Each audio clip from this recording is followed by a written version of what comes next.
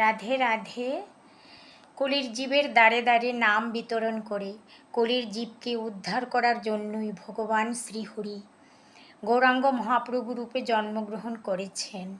এই গৌর হরির রূপের মাধুরী বর্ণনা করতে গিয়ে মহাজনরা বলেছেন, মদন মোহন তনু গৌরাঙ্গ সুন্দর, মদন মোহন তনু গৌরাঙ্গ সুন্দর, ললাটে তিলক শোভা, ললাটে তিলক শোভা, ঊর্ধ্বে মনোহর,